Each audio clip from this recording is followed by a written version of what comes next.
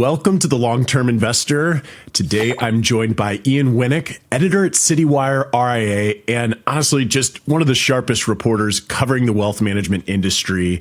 Ian, thank you so much for joining me here today. Thank you for having me on, Peter. I really appreciate it, although I feel like I'm going to inevitably fail to live up to that lofty introduction you just gave me. Well, there's an even bigger introduction that I record beforehand, so I'll make sure to make it embarrassingly grandiose and such. But we can talk a little bit about right now that you just started your journalism career covering distressed debt and bankruptcies, leveraged loans. I'm curious, I want to give people an inside look into the life of a journalist, but maybe you can just set the stage of how you made the leap into wealth management and became the editor of Citywire RIA. Yeah, so let's back up a little bit earlier, which is that I used to actually write about sports through college and through grad school. I wrote for publications like Newsday, NBC Sports of Philadelphia. And yeah, growing up, I wanted to be the lead NFL writer or MLB writer for Sports Illustrated or ESPN. And, what kind of set me on this path, I feel like a lot of people get into the RIA business almost by accident. What set me down this path was my second semester when I was getting my master's at Columbia. I took the sports class to network with the professors, and I took the business class to learn how to report on business in a fun, stress-free academic setting. And what happened was that I found the sports class really depressing, and the business class just filled me with so much joy. And I basically decided to go all in on business reporting when I was interviewing with ESPN post-grad school, simultaneously covering bankruptcy at one of my first business internships. And ESPN brought me up to New Haven. I was there for 2 days. It was like an investment banking super day. 12 interviews over 2 days. We opened a hotel outside of Bristol, and I thought I had the job. And they ghosted me, and I said, F this, I'm done.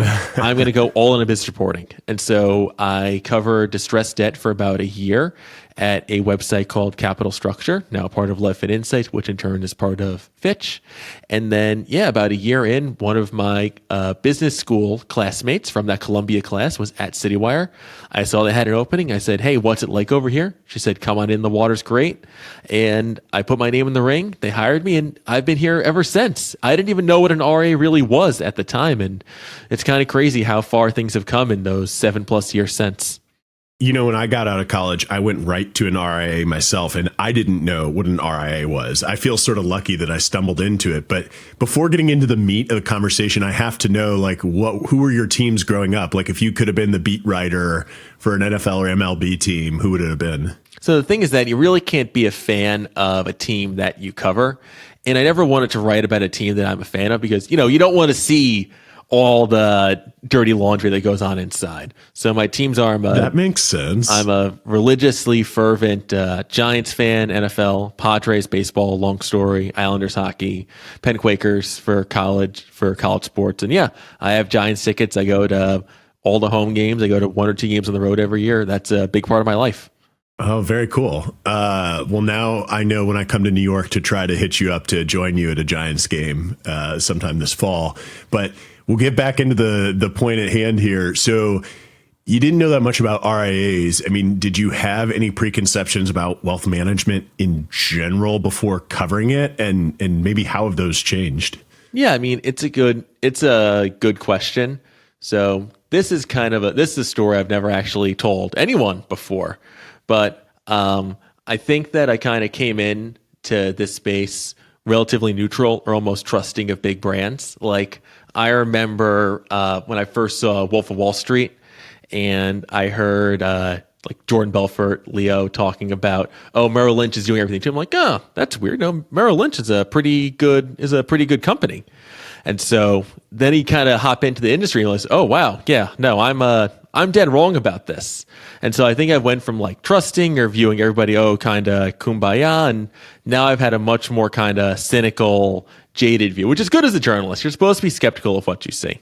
Skeptical but not cynical, I assume? Yeah, skeptical but not cynical. That's a good quality. Now, I guess maybe you can start to peel back the curtain for us. What does the workday look like as editor of Citywire RIA? And I mean, go wherever you want with this. Yeah, so that is a very good question. So the way that I would describe it is that we do everything kind of revolves around 2 news calls. So we have a morning news call and we have an afternoon news call.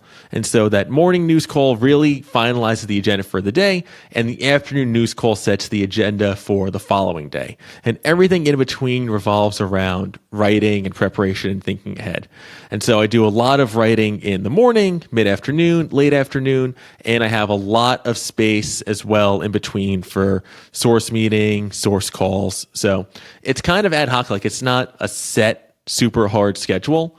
You have to be flexible. There might be releases that pop up you have to adjust to, but my goal is to have at least one or two in every single newsletter, deeply sourced exclusive stories that can be headlines. That can come from myself. That can come from my really talented colleagues, Andrew Forch, Sam Bajarski, Alec Rich. And the goal is that we're all generating stories independently on a day-to-day basis. So we're not reliant on SEC filings. We're not reliant on press releases or following competitors. We want to set the news agenda on a day-to-day basis. And how do you balance this, both breaking news, even if there isn't news really to be broken, because you have to keep putting things out. Sometimes you quote break news, but you have to have this balance between breaking news and investigative features and ongoing coverage of a story. I mean, how do you balance those, both as the editor, who I assume is doing some management of the pieces among the different staff writers, but then a writer yourself going through the process? That's a really good question. And I have a lot of these conversations with, your friend, my boss, our Citywire US news head, Alex Steger, which is that he always says he's a big soccer fan. He wants me to be quote unquote 10, like the soccer player, the Messi, the striker who can go out and go out and get goals for the team. And so the goal that we have is that we find a balance where I have the ability to go out and try and get a lot of those stories that Citywire is known for, while at the same time, I feel like as my role as an editor, it's my job to cultivate the talent around me. And so sometimes that's deep line editing, other times that's sharing bylines on big stories. Andrew and I, we broke together the scoop in 2023 that Goldman Sachs was selling his personal management division. That was a team effort.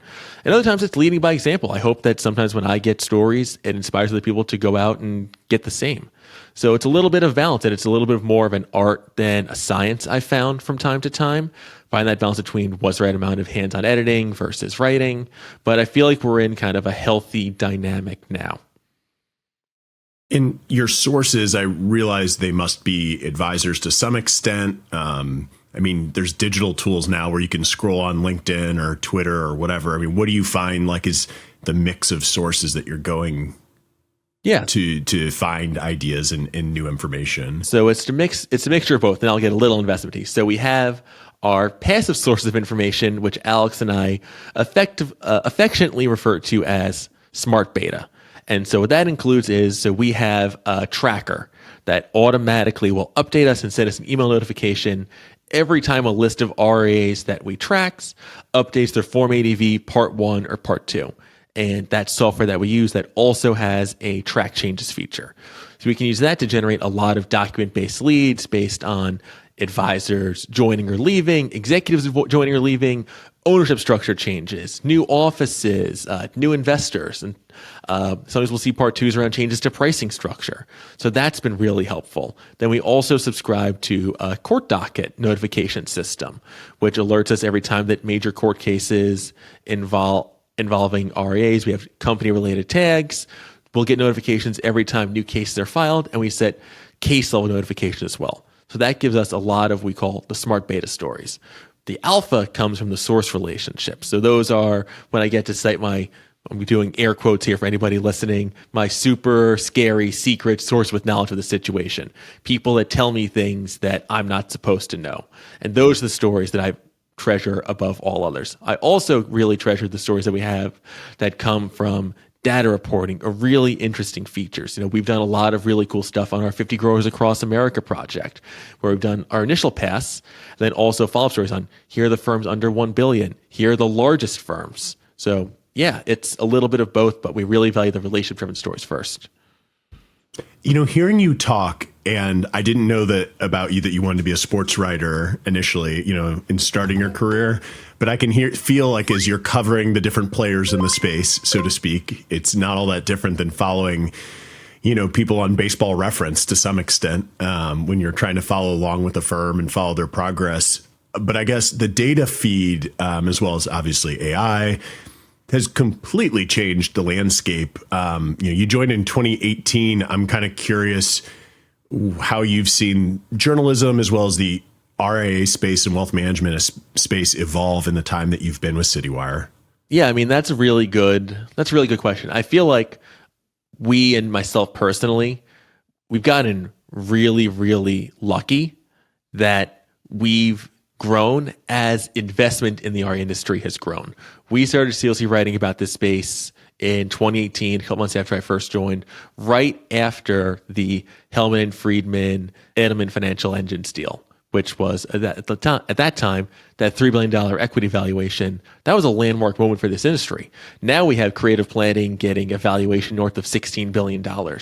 And so our investment in the space and my personal investment in journalism and in this craft, it kind of went vertical with institutional investment and interest in this space. I think, we also got lucky that we were able to cover things like PPP really, really aggressively, the Goldman creative planning deal, the LPL Commonwealth acquisition. So I think that we've found stories that, it's kind of like a dog chasing a car. We've latched on to the back bumper, or kind of like the T-1000, Terminator 2, when he's chasing him in the parking garage and he's got the hooks in. So that's kind of what we're like, is that we find a story or a theme and we just try to sink into it and hold on. And I think that deep investment has helped us grow our readership base as well.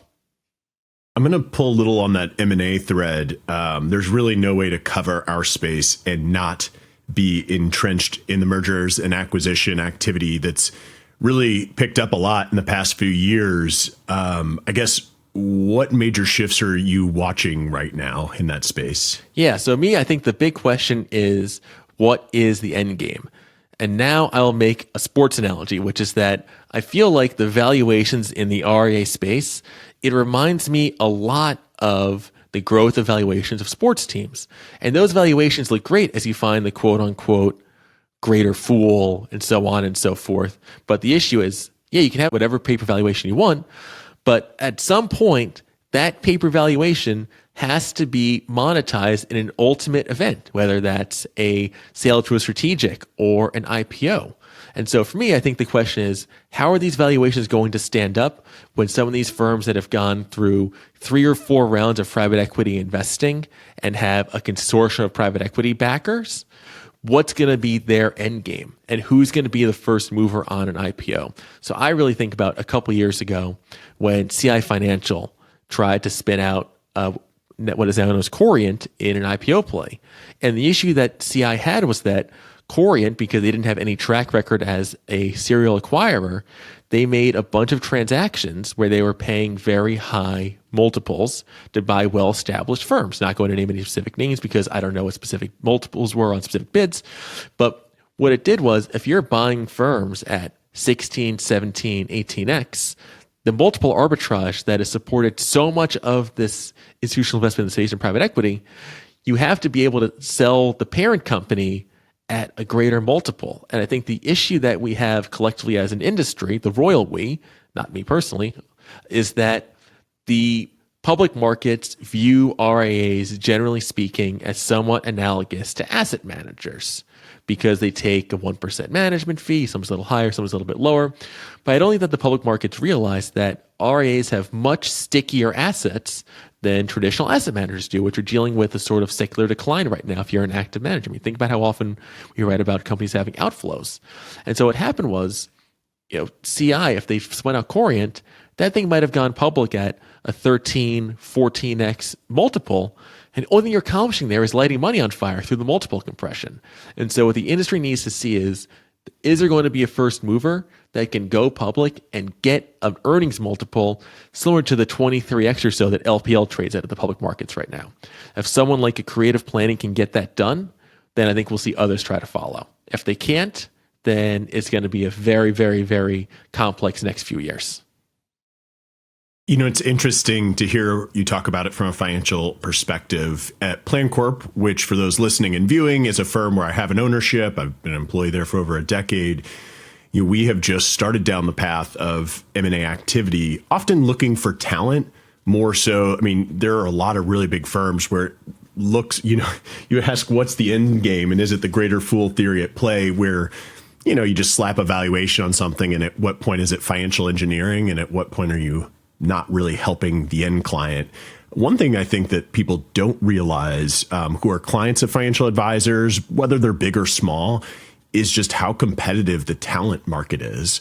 And so, we might buy a firm that has 6 people because we just really want the founder, or even 30 people because we really want the founders and maybe a couple key employees. But, if companies start going public, I do wonder, I don't want to put words in your mouth, but I feel like I sort of hear, do these mega RIAs just start looking a lot like brokerage firms, but just with less conflicts, different fee model, not cross-selling necessarily. I mean, just kind of hearing me talk out loud, what are your thoughts on all of that? So I really think that I'm trying to think of how this curve looks. It almost looks maybe logarithmic. We're approaching like a set number.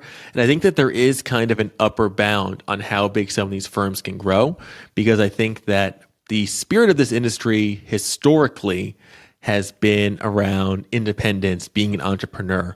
And a lot of people start their own RIAs because they have an inherently entrepreneurial streak. And I think there's an upper bound to how big an organization they want to be a part of before they break away. And I think the best test case for my kind of half-baked logarithmic hypothesis is the creative planning Goldman Personal Financial Management transaction, where you had a lot of these advisors at Goldman PFM.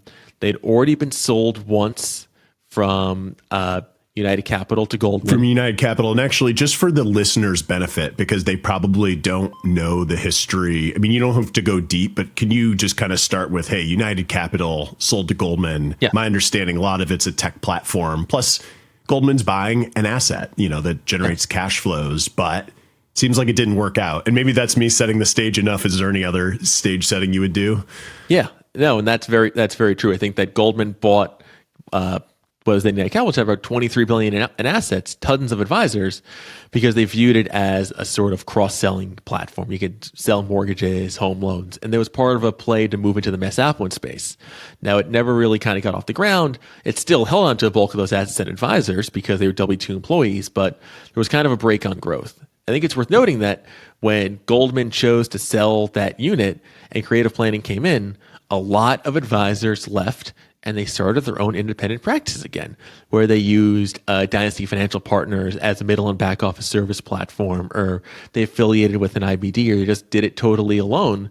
They didn't want to be, 1, sold twice, and 2, part of a mega organization. And so I feel like if these RIAs start to look more and more like wirehouses, it's going to be, the advisor demographic is going to be a lot like wirehouses. We're going to have the inherently entrepreneurial kind of rainmakers. A lot of them will leave, and the ones who are either aging, or they're too young to generate their own books of business, or they're a little bit afraid of not being associated with a big name brand, they're going to stay put. And so I think that entrepreneurial streak, I view that as an inherent break on the upper bound growth of some of these mega businesses. Yeah, that's a great perspective. And, without having spent any time thinking about that opinion, I think I agree. I mean, I really worry about client experience, and then I would have said employee experience, which is effectively what you're saying. People will break away if they don't like it from a financial standpoint, or they don't like the way that clients are being served, or the way things are being handled internally. The big thing that you said maybe a question or two ago was that this was such a entrepreneurial, client-centric industry. And I think that the more you see at M&A, if you're listening or watching and you're a client of a firm going through this, I think it's important to understand the why behind it. Growth for growth's sake, or a lot of times you need growth to keep talent, attract talent, retain talent. It's really been fascinating. I mean, it's just picking up.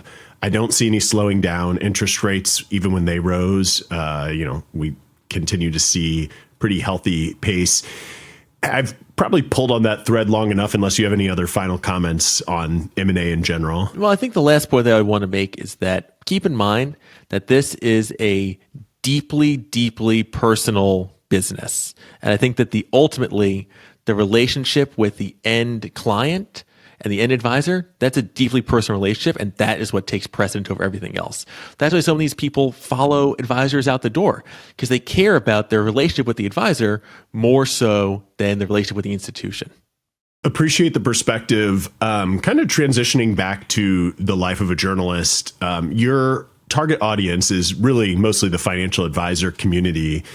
Do you feel like there are a certain type of content that they are engaging with more than others, either when you started or if there's a long-term trend or right at this moment? Yeah, that's a good question. I mean, I think what's interesting is that since we are a trade publication, a lot of what we do inherently reaches the advisory community. So it's tough for stuff to kind of get out to the end client. What I have found is that, I get deep insight into what drives registrations.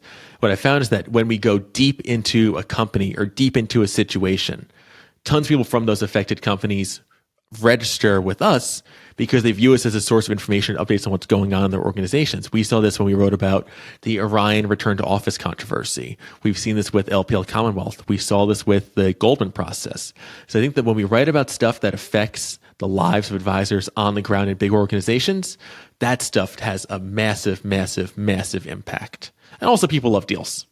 And people love stories about crazy crimes. They really do. That's what makes Netflix specials. Maybe one day you'll break out the story on something that becomes a Netflix special for all the documentary junkies out there. I guess, in the financial world, you mentioned earlier having access and getting information that maybe people weren't supposed to tell you. I can't fathom what it's like to, build those relationships. I obviously have a number of relationships within the media, and people I trust, I do give information if I feel like, there's a good story that people need to hear about, and, there's nothing ethically wrong with sharing the information. But I guess, are there actual best practices that you have to follow? Is there some sort of standard, the way that a CPA or, an attorney might have with information sharing and such that journalists follow? Or is it just more of a unspoken set of rules and laws? So I think where it kind of comes from is a lot of this stuff. I mean, look, we as an organization, we're nothing, and I'm nothing without the trust of my sources. And so what I always do with sources that I want to have a confidential informational relationship with is I set out very clearly, unless agreed upon mutually otherwise, your name will not be used. And if I say I'm going to use someone's name in a story, they know well in advance, they know that I'm going to record, and they know what the ground rules are. So as long as you set really clear rules of engagement, people are willing to engage. And what I found is that, I think outsiders sometimes worry that people kind of curry favor with sources or write favorably about people that give them information. But I found that the way in which the source relationship really works is that obviously us getting information is great, but it helps the person on the other end when inevitably I write about something that's contrary to their business interests or something about their company they don't like. They know that they have a direct line to me and that they have a way to shape the story and shape our coverage by getting their voice in there. And they understand that it's not personal. I'm doing my job. And so a lot of times, I've texted CEOs saying, "Hey, I know I don't want to hear about this, but I know you guys have started this process. I know you can't say anything, but we're going with it." So they can brace themselves. And, without, again, naming any names, there was one time where I let a CEO know, "Hey, I know your process is starting." I wasn't terribly worried about it getting out or the publication getting it. The CEO asked me, "Can you at least give us a couple of hours so I can alert employees internally so they don't have to find out through us?" And in that situation, I did agree. I did agree to it, saying, "All right, I'm willing to do that. But if somebody else texts you about this or someone else emails you about this, let me know so we can run it right away." And so that's the thing. You have to balance. It's kind of balancing those. It's a balancing test. There's no hard and fast 100% rule, but I found ways to kind of develop a clear line of dialogue. That's fascinating.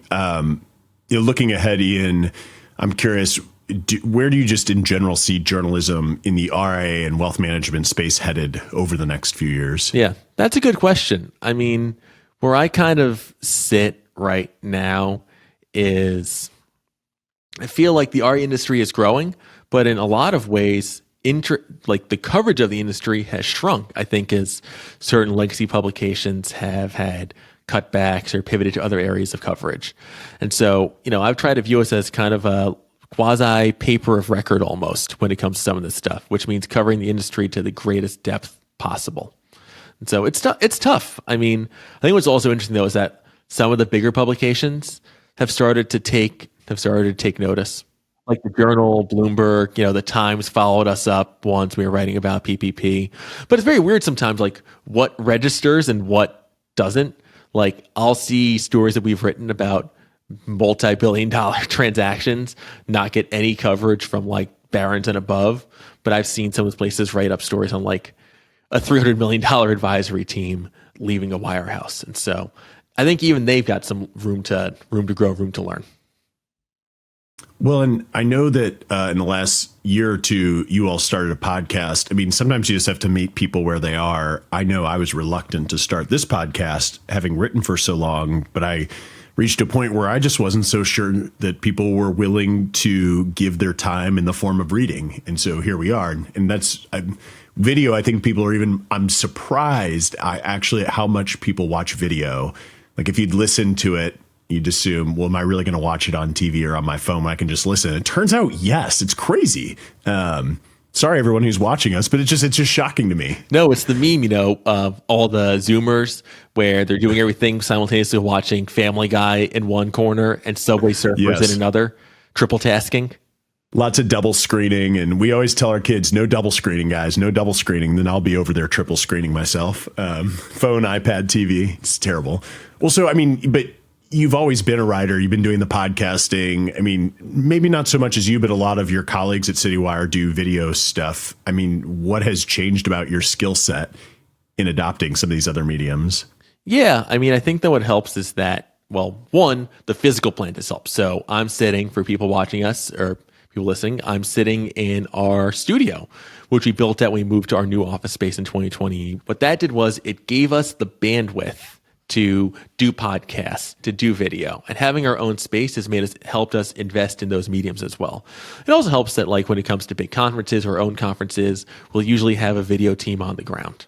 All right. I got to ask a couple questions that I think are really designed for the benefit of the news reader. So someone who is putting out news and consuming news yourself, are there red flags you feel like people should watch for when consuming financial news? I think that the main thing to look for is sponsored content. I think it's also very easy sometimes. This comes, I think, when you're reading about stuff about individual companies. There's some stuff that's very, very, very clearly AI generated, or at least AI assisted or auto generated. And so I think you really have to filter out, call it like the slop, like the AI slop. And so that's tough. That takes a discerning reader. The other thing I would say is if there's a situation you're interested in, I mean, take the time to read about it from multiple different news sources. See if you can kind of triangulate for yourself where the truth is between those multiple perspectives. It's tough because like I think with financial news, I think we're fortunate that since we're writing about stuff where it's objectively company X, Y, and Z, shares went up or down, company reported earnings. There's no set of facts that are in dispute. You're dealing with a common set of facts on the ground. And so I think that my job has been thankfully insulated a little bit from the divisions that we have reading or writing about political news, that you have a shared set of facts, which I think sometimes you don't have when you're reading about general interest news or even reading about sports. Yeah. Absolutely. Well, and I mean, I'll admit, the most important question I ask myself, and I find myself doing this more often when a friend or a client sends me an article to read, asking for my opinion, as I think, well, what is the author's motive? That's probably the most important question I find in helping me at least try to discern the difference between, fact-based reporting and something that's hype or really opinion-driven. As you're talking to sources, as you're reading sources, are there any other things? I mean, you mentioned you have to naturally be skeptical as a journalist. I mean, there are other questions that you find yourself asking?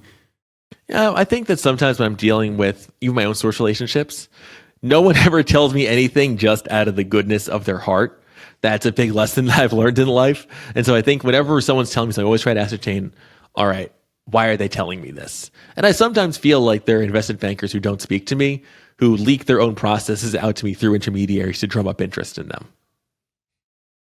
That's fascinating. I love that. And this entire time I keep thinking of what it's like, when the general manager during a trade deadline starts leaking out like trade talks, they know exactly which employee is going to go, which team source or, member close to the team decision, et cetera, et cetera. We're going to link to Citywire at the show notes at thelongterminvestor.com. If people want to follow your work, where else can they find you? So you can follow Citywire on X/Twitter at CITYWIRERIA. That's also our LinkedIn page. And then you can follow me personally at IANWENIK on X/Twitter. And then you can just search that name on LinkedIn. You'll find me as well if you want to follow me personally. And Ian, I'm going to see you in a few weeks at Future Proof, which for those of you who are not in the financial profession, huge industry event. And this is going to be coming out the week after. So if you go and check out Ian's page, I bet he's going to have all sorts of interesting stuff for you guys to check out. Ian, thanks so much for doing this. Looking forward to slapping on some sunscreen and seeing you out there. See you out there. Thanks again for having me on. I really appreciate it. If you are watching us on YouTube, be sure to like and subscribe. If you're listening to us on the podcast, we love those podcast reviews, all the nice things that you want to tell Ian about this interview. I will pass them along. I'm not sure he's going to go read my comments on his own, but I promise I'll pass them along.